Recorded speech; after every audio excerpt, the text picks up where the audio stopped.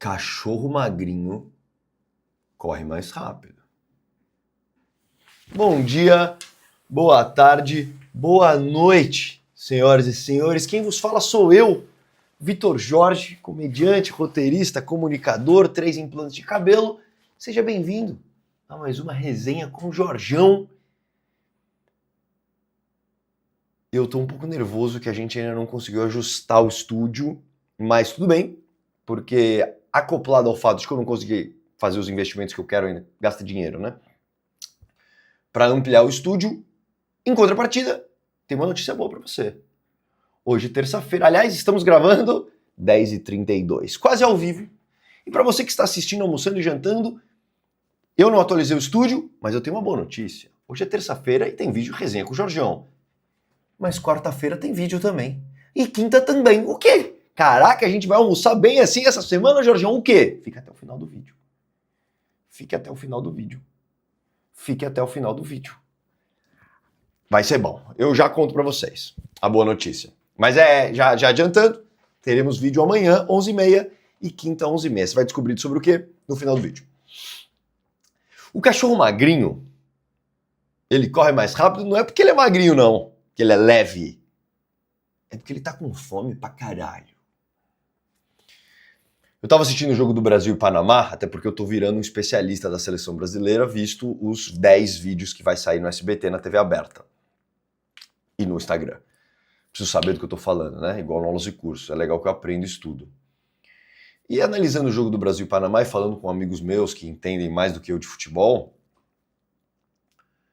é isso, né? 6-2 pro Brasil, que é um mínimo. É um mínimo. Queridão, o Panamá não é nem um país. Vamos ser sinceros? Todo respeito aí aos panamenhos, que são 4. Não tem mais de 4. Panamá, pra quem não sabe, era dentro da Colômbia. E aí, na época que os Estados Unidos via, como se hoje fosse diferente, mas na época que os Estados Unidos via a América Latina como seu quintal, eles forçaram a mão da Colômbia para eles concederem um caminho ali, e não concederam, eles falaram, tudo bem, então a gente vai dar golpe, vai financiar uma galera que talvez justamente está pedindo independência dentro da Colômbia, e aí a gente garante a independência deles e eles fazem o que a gente quer. Vamos chamar de Kleberson. Não. Panamá. É o nome do país. Panamá. Vai ser Panamá. E aí a gente já pega o canal do Panamá e aí a gente já passa o que a gente precisa passar. E aí, anos depois, os caras estão jogando contra o Brasil, a gente meteu 6-2 e tá feliz? Tem que ser 10-0. Tem que obliterar o Panamá. Perfeito? O vídeo não vai ser sobre futebol, mas a gente começa com essa alegoria porque, pra quem viu o jogo, viu que os reservas jogaram bastante, né? Amistoso é pra isso, o Ancelotti trocou a equipe inteira no segundo tempo. E jogaram muito bem, mas não é só sobre jogar. Você vê o Ryan, até o Paquetá, que não é bem reserva, né? Tá como reserva. Me chama a atenção quando... Eu tô ficando cabeludo, hein, caralho. Me chama a atenção quando o reserva faz gol. A forma que ele comemora. Eu vi alguns comentaristas falando isso em outros jogos, mas esse foi o mais emblemático pra mim. Você vê o cara comemorando o gol de amistoso contra o Panamá e ele tá aqui, olha, vamos, filha da puta! É isso que eu quero do meu jogador de seleção, colega. Por quê? Porque muito provavelmente é o primeiro gol dele com o amarelinho. Porque muito provavelmente ele virou pra mulher dele e falou, amor, caraca, eu vou fazer o primeiro gol pela seleção como um jogador do Brasil, na seleção brasileira, e eu vou apontar pra você, e o cara tá pensando nisso há 3 semanas, e ele recebe a bola, ou cava o pênalti, e aí faz o gol, e aí ele fala, vamos! Cachorro magrinho, tá morrendo de fome, e é isso que eu quero. Eu quero, igual o Neymar, quando ele fez o gol contra a Croácia, naquele jogo tenebroso que a gente foi desclassificado da Copa, em que ele comemora, e ele sai correndo, e ele... vai tomar no cu! É isso que eu quero. Eu quero o jogador da seleção perverso. Eu quero o jogador da seleção disposto a aniquilar, a cometer atos de injustiça, a deteriorar a saúde de jogadores rivais. Se eu dar uma cotovelada aqui nele, talvez ele quebre a costela, mas talvez eu faça o gol. Melhor a mulher dele chorando que a minha. Aí vai. É isso que eu quero. É isso que eu quero da seleção. Fome! Fome. Fome de gol, fome de bola. Por isso eu gosto de reserva, porque o cara tem 12 minutos de jogo. E nesses 12 minutos ele tem que provar por que ele é o titular. Eu fodo com isso, eu gosto desse conceito. Isso me lembra um álbum do Djonga, sou muito fã do Djonga, né? Já falei aqui milhões de vezes. Já troquei ideia com o Djonga na DM e já entrevistei ele. Que ele tem esse álbum chamado Quanto Mais Eu Como, Mais Fome Eu Sinto. E esse é o tema do vídeo. Fome. Fome porque eu recebo muita DM, eu vou ler os comentários do vídeo passado, e isso é uma coisa muito pertinente, não só do meu público, visto as perguntas que eu recebo, as dúvidas, os dilemas que eu tento ajudar a molecada, mas também meus pares. Sem citar nomes, eu percebo esse problema em muitos dos meus pares. Pares, leia-se, outros artistas da minha geração. Como se manter com fome. Que é uma coisa quase paradoxal, né? Porque isso tinha que ser simples, pelo menos para os artistas da minha geração. Porque ninguém está milionário. Então você literalmente está com fome. Eu não tenho uma reserva financeira que eu quero ter ainda. Portanto, eu vou trabalhar para poder ter paz de espírito, pagar o aluguel. Essa época, essa vida, esse momento que eu estou vivendo, ele é um daqueles momentos em que eu sei que eu vou olhar em retrospecto e eu vou ter muito carinho. E eu te provoco a se ver nessa mesma situação. Eu já vi o Porchat falando disso, já vi o Drake falando disso, já vi muitos artistas que chegaram lá comentando. Cara, tinha uma época que eu trabalhava 18 horas por dia, chegava em casa e o meu roommate, a gente tinha R$ 12 cada um para poder jantar. E aí a gente pegava uma promoção de pizza na Mameli, em que era uma pizza de mussarela. A gente dividia, comia e era a melhor pizza do mundo. Porque a gente tava com muita fome. Eu fodo com isso. E eu sinto que eu tô nesse momento agora, em que eu tô correndo não só mental, mas fisiologicamente. Então eu quero provar muita coisa pra mim, astralmente, né? A pessoa que eu quero me tornar, mas ao mesmo tempo eu tô com fome, irmão. Literalmente, eu não tenho... Que isso? Ó, o meu relógio, é um Cássio. Tipo, aliás, eu não vou trocar esse relógio nunca, tá? Eu dei esse exemplo de Cássio, mas muito burrinho se você tá prestando atenção nessas coisas. Eu dei só de exemplo, né? Mas isso a gente vai falar sobre dinheiro em outro programa, outra resenha. Então, se você tá com problema de estar com fome, tendo que pagar o aluguel, já não faz muito sentido pra mim. Acho que é aí o foco que você tem que ter, né? Eu digo pelos meus diretores, câmeras, pessoas com quem eu trabalho junto, que estão na mesma situação que eu e estão usando isso. Mas tem gente que não usa e eu acho loucura, né? Então, se você tá puto porque o teu apartamento... deixa eu pegar algum caso de algum amigo meu. Porque o teu apartamento tá mofado... Então é exatamente aí que você... Então você tá puto, porque eu tenho esse problema também, é relatable. Se você olha e fala assim, caralho, meu irmão, mas a porra do meu apartamento, ele tá mofado, isso me incomoda. Então toda vez que te incomodar, você sabe o que você tem que fazer. Trabalho. Vai trabalhar. Fica puto e vai pra lousa. Ou pro booth, como os rappers falam, né? Em que você engole essa merda a semana inteira e você vai lá e vomita no booth, na cabine de estúdio com microfone. Eu sinto isso. Eu uso isso de energia, né? Como eu uso a alquimia dos sentimentos. Nenhum sentimento é ruim, contanto que você consiga manipulá-lo dentro de si. Esse é um ótimo jeito de ficar com fome, de produzir. Eu trabalhava no escritório de advocacia, eu ficava 12 horas trabalhando, tomava come e falava, irmão, meus dias estão contados aqui, eu quero virar comediante logo nessa merda, mas eu tô muito frustrado, tô muito irritado, tô muito ansioso, tô muito estressado. Ótimo! Pega esse sentimento e transforma ele. Por isso a alquimia, né? Você pode aprender sobre alquimia de diversas formas, né? Você pode ouvir o álbum do Jorge Ben, Tábua de Esmeralda, você pode ler o livro do Paulo Coelho, O Alquimista, ou você pode ver Full Metal Alchemist Brotherhood, que é uma baita anime que eu já assisti 2 vezes e que mandaram de ref para eu falar quando lançar o ref que eu vou. Então, se você está com fome, use a fome como gasolina.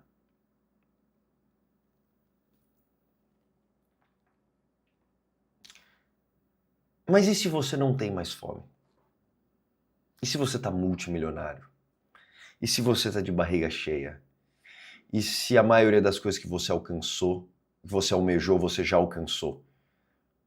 Né? Vamos pegar o exemplo do Neymar. O Neymar, o sonho da vida dele é ganhar a Copa.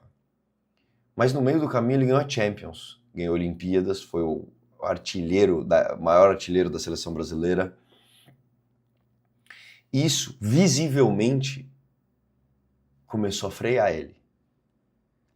Ele chegou no nota 8, não na 10, mas o objetivo dele sempre foi o 10. Como continuar correndo rápido? Como se manter com fome? Atendido 70% dos seus objetivos. Ou um outro pleito que eu ouvi de um amigo que está em busca do que eu cunhei como Leap of Faith, ou o passo da fé, né? É uma referência ao Indiana Jones. O Indy, eu já falei disso aqui, espero que não. O Indiana Jones, ele tem um filme em que ele está em busca do cálice sagrado, se eu não me engano, se eu não estiver confundindo com Monty Python. E tem um momento em que ele vê, ele tá dentro da dungeon ali, caminhando e correndo de bola, e pulando espinho, e aí ele chega no final e vê o cálice sagrado. Que é uma grande alegoria, né? O Elixir, a jornada do herói. Tá na frente dele. Mas entre ele e o cálice, tem um buraco infinito e gigantesco, e nem dá para pular. É muito distante ele e o cálice e o buraco.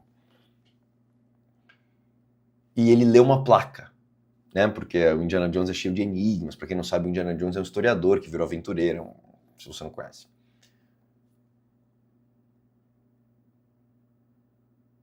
E ele lê essa placa. E na placa está escrito algo como: para os bem-aventurados e com fé em si mesmo, o salto da fé. E eu sempre usei esse termo porque eu cunhei ele para mim mesmo, quando eu era jovem. Não que eu não seja hoje, mas assim, quando eu tinha meus 20 anos. Eu sabia que eu queria ser comediante, eu já tinha o meu objetivo de chegar em ser o maior comediante do Brasil, era o que eu queria fazer, mas eu ainda estava preso, porque eu não tinha dinheiro nenhum, e o pouco dinheiro que eu tinha eu ganhava do CLT como advogado. Estagiário, né? De direito.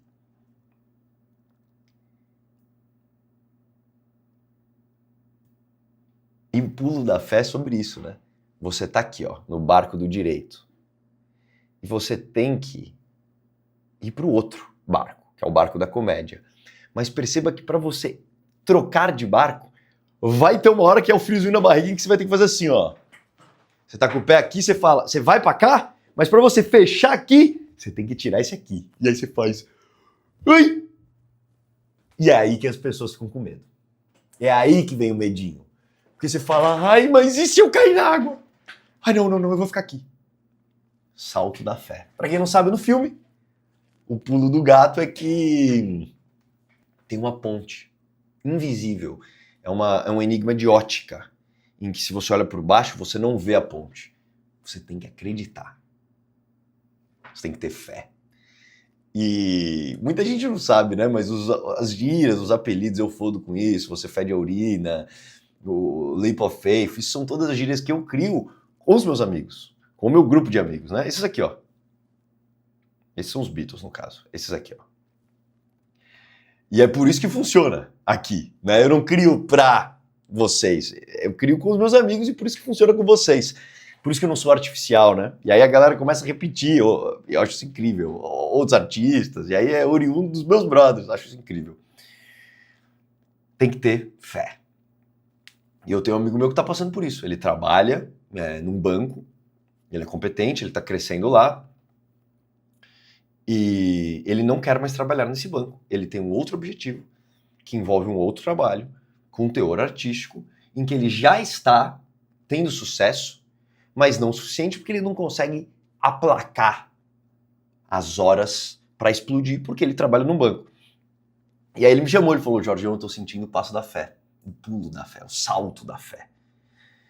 Mas eu tô com medo, tem que ser macho, hein? Falei, tem que ser muito homem, ou mulher, né? Não pode ser criança. Porque é isso, né? Eu tava falando disso ontem, com esse brother e o meu outro brother, o Martim, em que os caras vieram e falaram, pô, Jorge, quando é que você se demitiu? Falou, agora é comédia e tem que virar, senão eu morro de fome.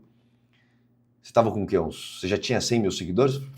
100 mil seguidores, amigo. Eu tinha 20 mil seguidores, tinha 5K na conta. Falei, mano, eu vou viver com 800 reais por mês e em 6 meses eu tenho que resolver minha vida. E não resolvi, mas a coisa foi melhorando e eu fui podendo ter mais tempo, né? Então, voltando ao conceito do se manter com fome, esse meu brother, ele tá cada vez ganhando mais dinheiro nesse banco. Ele não pode deixar isso inebriar ele. E ele falar, puta, eu queria isso, que é o sonho da minha vida, mas isso aqui é mais ou menos bom, mas aqui já tá andando e eu já não tô mais com tanta fome. Não. Não. Ah, eu já ganhei a Champions com o Barcelona, eu já sou artilheiro da seleção, tá bom, vai. Você que vai me dizer. Mas a vida é longa. Então, como se manter com fome de barriga cheia? E aí eu queria falar um pouquinho melhor sobre a série ET no Multishow do Eduardo Sterblich e da Tata Werneck. Eu citei isso no outro vídeo do Gunley, que aliás foi muito bem, né? Gunley, Deolane e Tata Werneck. Fiquei muito feliz, muito obrigado você que assistiu. Vai ser o vídeo mais visto da história do Resenha com o Jorgeon. E eles são ótimos exemplos, porque tanto a Tata quanto o Edu já foram comediantes do ano, já foram os maiores comediantes do Brasil. Eu acredito piamente que a Tata hoje é a maior comediante do Brasil. Então por que, da onde esse drive? Por que a Tata só não fala, bom, foda-se, eu já tô multimilionária, eu vou me aposentar, eu vou viver em Mykonos, na Grécia. Bom, primeiro porque você não quer isso. Mas como resolver esse conceito conflitante entre eu quero, mas eu não preciso, né? Eu já tenho muito dinheiro, eu já estou abastado, mas eu quero ganhar a Copa. Mas eu quero continuar na vanguarda criativa do meu setor. Bom, só tem um outro jeito do cachorro correr rápido. É quando ele vê outro cachorro. Competição. A gente pode usar o exemplo clássico do Cristiano Ronaldo e do Messi. Você acha que o Cristiano Ronaldo precisava ganhar a 6ª Champions, velho? E assim, perceba, ganhar a Champions não é uma decisão. É, você vai querer ganhar a Champions esse ano? Claro. Então você não vai poder sair da dieta, você não vai poder tomar uma taça de champanhe com a tua mulher, você vai poder ficar 3 horas por dia com seus filhos, porque depois você vai estar treinando. Ele, porra, mas aí eu já ganhei, né? Acho que a 5ª não precisa. Ele, tudo bem, então vai ser do Messi. Ele, opa! Não, então eu vou ganhar. Claro que tem um equilíbrio aí. Mas eu só estou citando possibilidades para você aí, aluno, já dei de aulas e cursos aqui, perdão.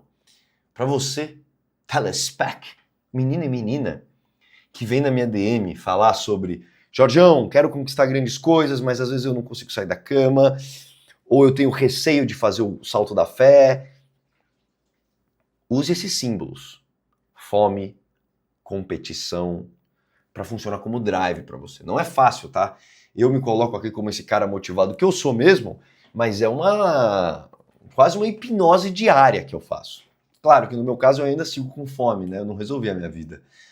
Então para mim é um pouco mais fácil, mas não quer dizer que seja. Às vezes você tem outros bloqueios que possam te atrapalhar. Autossabotagem, não achar que você é bom o suficiente, achar que não vai dar. Então, eu gosto de tentar criar símbolos para tentar garantir que eu possa te ajudar. Eu tô aqui para isso.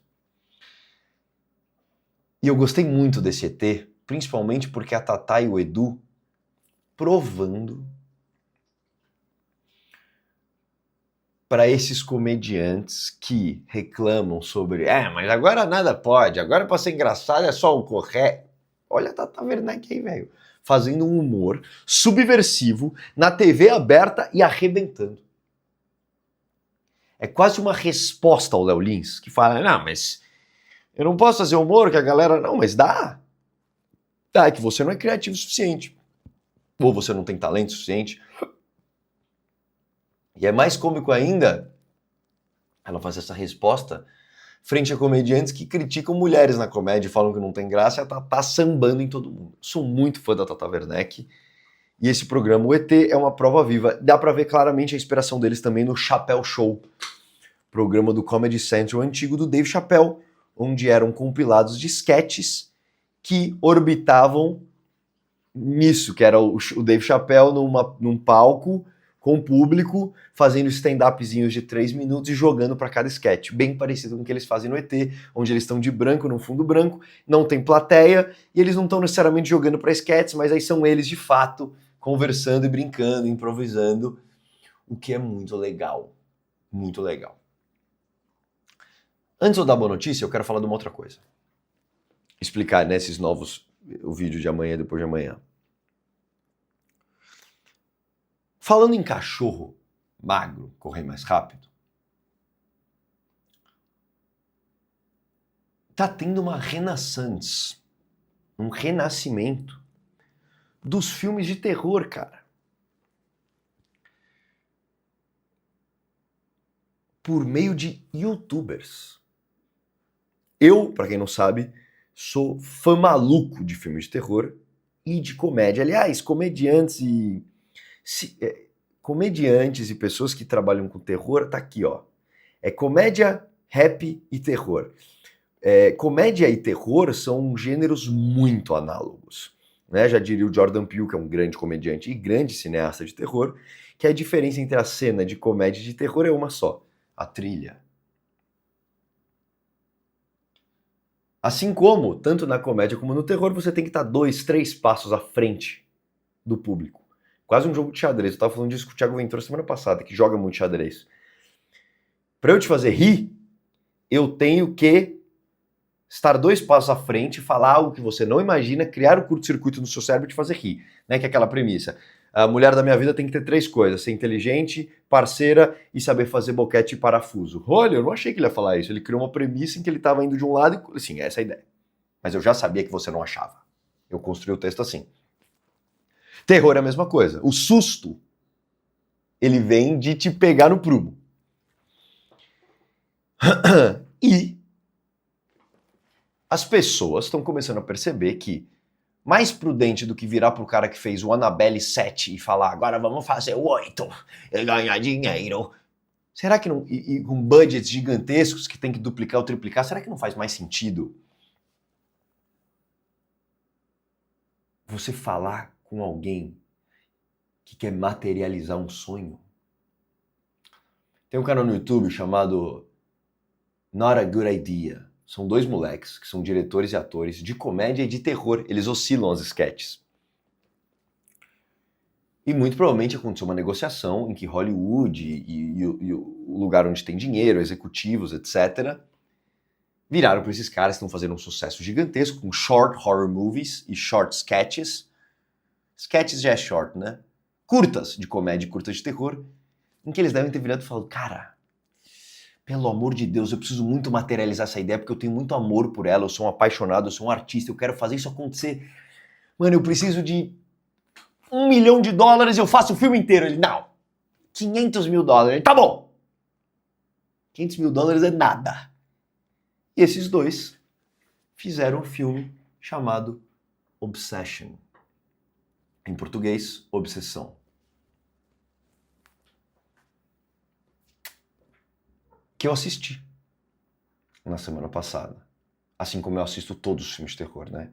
Já assisti todos os clássicos, os novos, americanos, brasileiros, europeus, nipônicos também, orientais, que são muito bons. Acho que você tá sacando qual que é a surpresa, né? eu vou amanhã postar um novo formato do Crônicas chamado Review Relâmpago. Vai ser esse nome porque eu quero garantir a diferença na direção criativa, já no nome, para as pessoas entenderem bem o que é o que, entre Review Relâmpago e o Ref. O Ref, eu vou pegar uma obra antiga, ou não necessariamente, mas muito provavelmente antiga, clássica, abordar ela, mostrar para você porque é legal e porque ela pode ser uma referência na sua vida, trabalho pessoal, como totem de energia, etc. É no fundo verde, é uma puta produção, eu vou fazer muito antes, etc. O Review Relâmpago não. O Review Relâmpago vai ser isso. Vi o filme, achei do caralho, tá em cartaz, ligo a câmera aqui nesse formatinho, Review Relâmpago, assisti Obsession, deixa eu falar o que eu achei. E amanhã sai, para você poder almoçar nessa quarta-feira assistindo o que eu achei do Obsessão. E assim, a graça do Review Relâmpago é que ele não tem um preparo e ele não obrigatoriamente me demanda um repertório, mas nesse tem. Eu entendo de filme de terror, eu sou um comediante, né, já trazendo esse pleito, essa pauta aí de que comediantes têm essa relação. Vou falar sobre esse filme. E também, seguindo a leva da Renaissance, não foi só Not a Good Idea, essa dupla de diretores jovens que receberam essa benção, onde conseguiram um budget mínimo que, vale lembrar, se multiplicou. Que esse filme fez de dinheiro porque o budget era pequeno. Vai, molecada, vai, inventa aí, eu vou dar essa concessão, pronto. Quanto foi o filme? $500 mil. Quanto tá faturando já? 50 milhões. Você fala, puta, explodiu. E não porque foi um filme feito para fazer dinheiro, foi um filme feito com coração. Aí faz dinheiro. Também, nessa mesma sequência, nessa mesma leva, tem um moleque chamado Johnny, eu acho, alguma coisa assim, 21 anos. Ele foi o cara que startou o conceito das backrooms, oriundas das creepypastas, que eu amava quando era moleque, lia tudo. Que são lendas urbanas de terror, mas é uma coisa meio do Reddit, que não era do Reddit na época, mas assim, para você entender, eu lia muito no Medo B, era um site, um blog, onde as pessoas uploadavam histórias de terror, molecada, criavam histórias, e às vezes anexavam uma imagem, ou duas imagens, ou um vídeo curto, para endossar essa trama que eles criaram. E a Backrooms foi uma notória. Também a SCP, Containment Breach, que é muito legal, talvez faça um filme disso. E esse Jimmy, ele fez.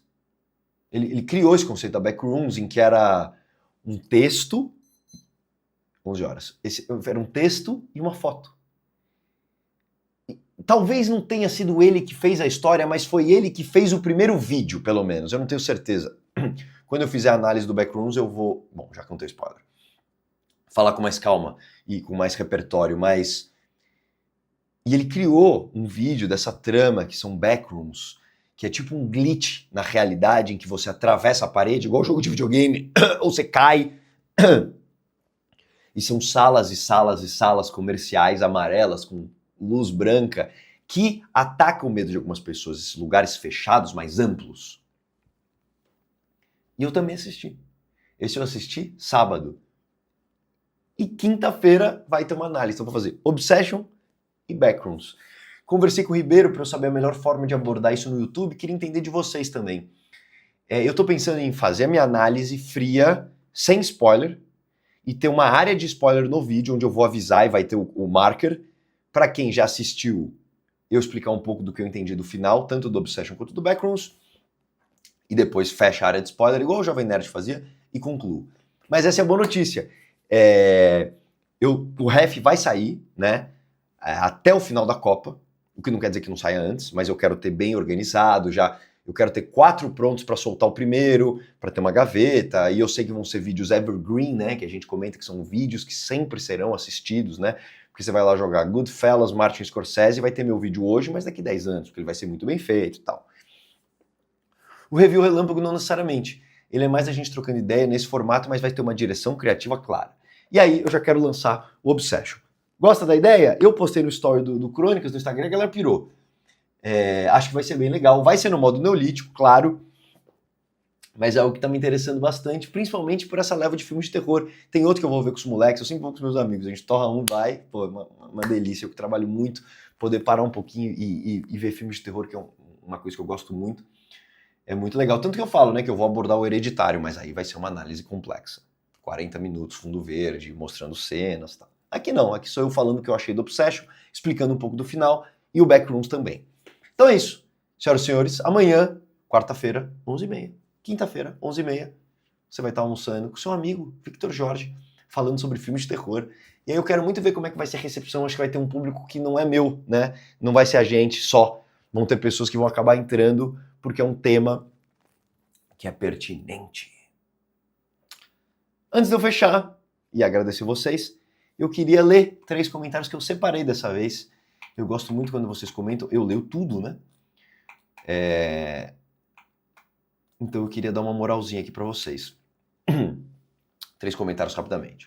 O primeiro, do Fernando Santos WVS7TB. Pô, Jorgeão, muito feliz por você, foda demais. Cara, como tu conseguiu se destacar a esse ponto como influenciador? Claro, o conteúdo de qualidade faz total diferença, mas tem pessoas que têm um bom conteúdo, mas não alcançam certo espaço. Minha pergunta é, como fez para alcançar a TV aberta? Fala, Fernandão, obrigado pelo comentário. Cara, em primeiro lugar, eu não me considero um influenciador. Eu acho esse termo muito arcaico. E se você se considera um influenciador, tudo bem, beleza por você, se considere como você quiser. Se você quiser se ver como uma lagartixa, não tem problema também.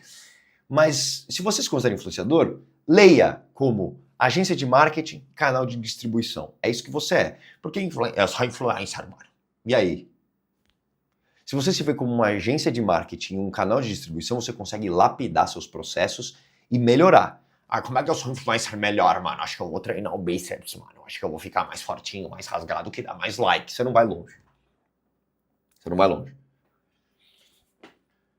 Mas eu me vejo como um artista, coisa que eu sou. E é assim que eu me apresento. Artista, comediante, roteirista, comunicador. E eu acho que isso faz total diferença. Eu não busco ser mais famoso, eu busco ser um melhor comediante. Eu não busco ter seguidor, eu busco ter mais notoriedade. Isso vai balizando seu caminho. Se você faz tudo por fama, você vai pro De Férias com Ex, você vai pro Big Brother, e aí você começa a tomar decisões erradas porque o seu end goal, o seu objetivo final, não é ser o melhor comediante do Brasil, é ser o mais famoso. E aí, pra você botar uma fotinho da entradinha na virilha ali, é um pulo. Não que eu não vá postar uma foto da entradinha da virilha, mas são objetivos diferentes, entendeu?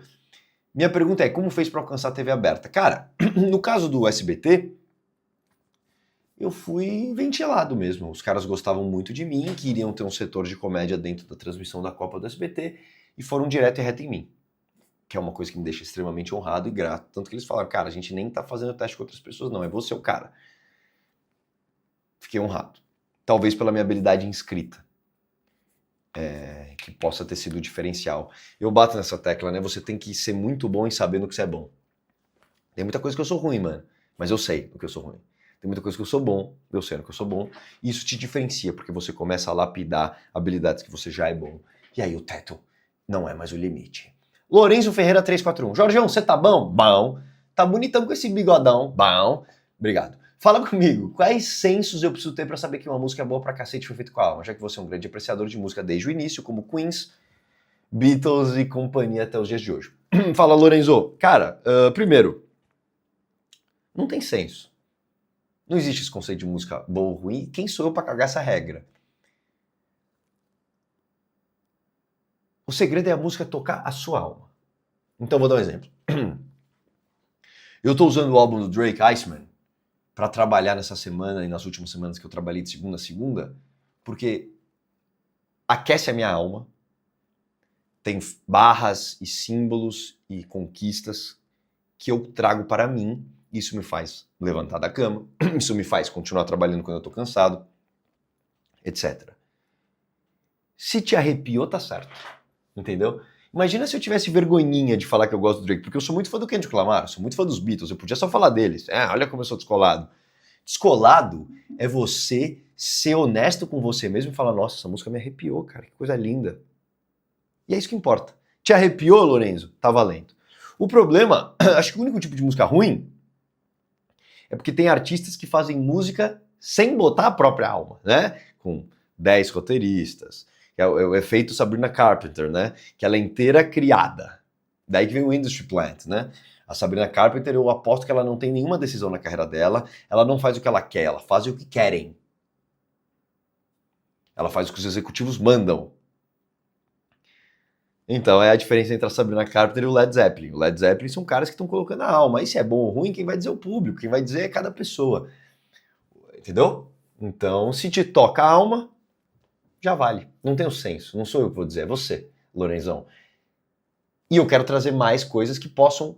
O meu objetivo com o Ref é, cara, eu acho que isso aqui vai te arrepiar. Ouça, veja, entenda por quê. E cada vez te ajudar mais a levantar da cama. Última pergunta. Bafora Temer, baita nome. Discordo completamente do que falou sobre o Gunley. Não existe um mundo onde ele não ter pai desfaça o esforço da mãe ser mentora em ser um apoio na jornada. A falta de pai não te faz ter escolhas erradas, a falta de medo sim. Acredito que ele viveu sobre a premissa que queria e morreu por ela.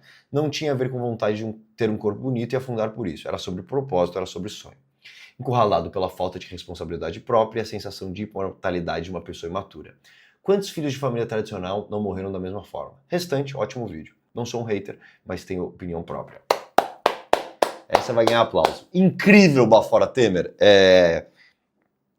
Pô, espero que todo mundo aqui tenha opinião própria, discorde de mim sempre que se sentir... Mas vamos falar sobre isso? Não existe um mundo onde ele não ter pai desfaça o esforço da mãe em ser mentora. Claro que não. Está coberto de razão, mas eu também não disse isso. Meu Deus, eu espero que não entre o fone Bluetooth que caiu agora, mas acho que não. Claro que não. Você está coberto de razão. O esforço da mãe em ser mentora é a coisa mais linda que tem. A falta de pai não desfaz o esforço da mãe em ser mentora. Mas ajuda, né? Você já viu mãe solo aí, velho? Mãe solo tem que fazer mágica. Você acha que não ajudaria ele ter um pai? Pelo amor de Deus, cara. E assim, Bafora Temer, eu acho que esse comentário, posso estar errado, tá? Mas eu acho que você não tem pai. E eu acho que você, mesmo assim, conseguiu ter muito sucesso na vida. Fazendo uma leitura fria aqui, tá? Muito provavelmente esse comentário ele tá vindo porque eu toquei num ponto seu em que você talvez não deva ter tido um pai, às vezes até nem por culpa dele, né? Eu tenho amigos meus que não tiveram pai por falecimento, por coisas assim. Isso não fez a pessoa não obter sucesso. Mas poderia ter, né, velho? É a frase do Aulas e Cursos.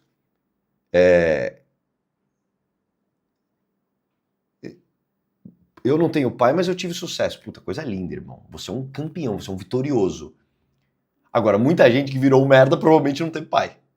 Entendeu o que eu quero dizer? Não é porque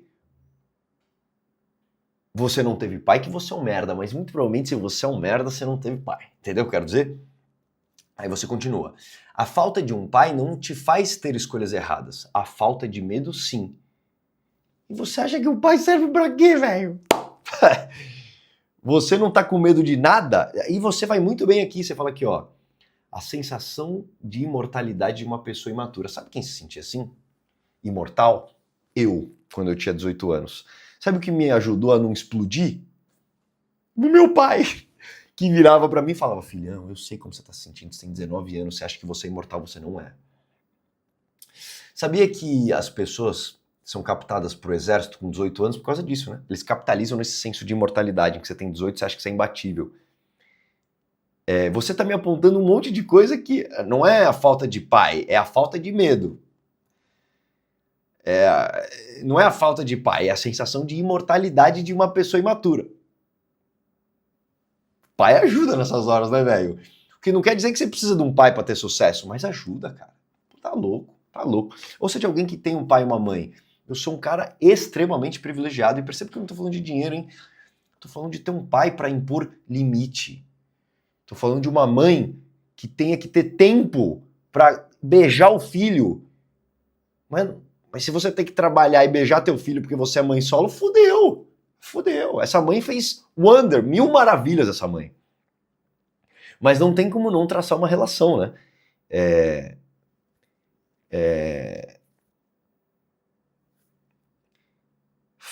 encurtado pela falta de responsabilidade própria. Mas ninguém nasce com responsabilidade, ninguém nasce com maturidade. Óbvio que tem pessoas, Bafora Temer, que podem ter isso dentro de si, né? Tem gente que fala, cara, eu com 16 anos não tinha pai em casa, tive que virar o homem da casa. Puta, isso é foda. Eu bato palma que nem louco pra isso, porque tem que ser muito foda, mano. Mas às vezes você não vai fazer isso. Às vezes você não consegue. Às vezes a sua fisiologia e seu estado emocional com 16 anos, sem um pai, é duro, cara. É duro, é duro. Com certeza tem a ver com o fato do pai não ser um cara ali, que tava lá. E de novo, Bafora Temerzão, não quer dizer que se você não teve um pai presente na sua casa, você vai ser um merda. Claro que não. Mas, porra, cara, é bom ter um pai em casa. Assim como ter uma mãe, mano. Puta que pariu, velho. Os caras que nascem só com o pai porque a mãe faleceu no parto, que loucura. Irmão, quando eu tinha 4 anos, eu recebi colinho que nem louco da minha mãe. Beijinho, abraço, amor, eu bati o joelho na cama, vinha a minha mãe me encher de beijo. Isso é um privilégio que eu torço para que todos possam ter. Mas às vezes não tem. Às vezes não tem. Pô, meu pai, quando eu tinha 18 anos, me pegou com uma paranga de prensado na minha mala. Sabia disso? Sentou para conversar comigo, foi uma conversa longa. Graças a Deus que meu pai fez isso. Me colocou um norte. Traduz essa pra... Meu pai um dia achou uma seringa na minha gaveta com testosterona, com insulina. Tivemos uma conversa muito longa e ele ajustou meu caminho. Pô, não preciso falar o óbvio, né, Bafora Temer, meu mano? Agora, não existe um mundo onde ele não ter pai desfaça o esforço da mãe ser mentora? Não mesmo. Não mesmo. A mãe é fundamental. Mas o trabalho em dupla é bom. E assim, é dupla. Pode ser 2 mães, 2 pais. Mas divide, né? Ajuda a campanha a ter ou um tio, né? Ou até um mentor, que é daí que estão tecendo todas as críticas ao Léo Stronda e ao Cariani, que foram pessoas que tiveram essa posição de mentor e não foram responsáveis por olhar e falar, hahaha, mas acabou a brincadeira. Meu irmão, você sabe que isso aqui é sério, né? Pra você fazer isso, tem que ter amor. Você tem que querer proteger a pessoa. E isso é coisa de pai e mãe. Ou tio, ou, né? Você entendeu o que eu quis dizer. Senhoras e senhores, esse é o vídeo de hoje. Só uma coisa. Bafora Temer, Fernando Santos, Lorenzo, muito obrigado pelo comentário. Viu? Porra, eu acho incrível quando concordam, quando discordam, quando... tudo. Acho maravilhoso. Minha DM tá aberta. Tô à disposição. Vou pedir pra curtirem o vídeo e hyparem. A gente tá indo muito bem, sou muito grato. E, pô, eu não vou ficar nessas de, né, bate 5 mil e aí eu vou soltar. Não, eu já estou contando pra vocês. Amanhã tem vídeo novo, review Relâmpago Obsessão, e quinta-feira, review Relâmpago Backrooms. Mas dá essa moral pra gente, curte o vídeo, pô. Vou ficar muito feliz. E seguimos fazendo conteúdo. Muito obrigado a você. Essa foi a resenha com o Jorgeão. Comenta aí outros reviews Relâmpagos de outras coisas que estão rolando pra eu fazer nesse formatinho aqui mais simples, que eu vou adorar fazer conteúdo pra vocês. Espero que tenha ajudado o vídeo.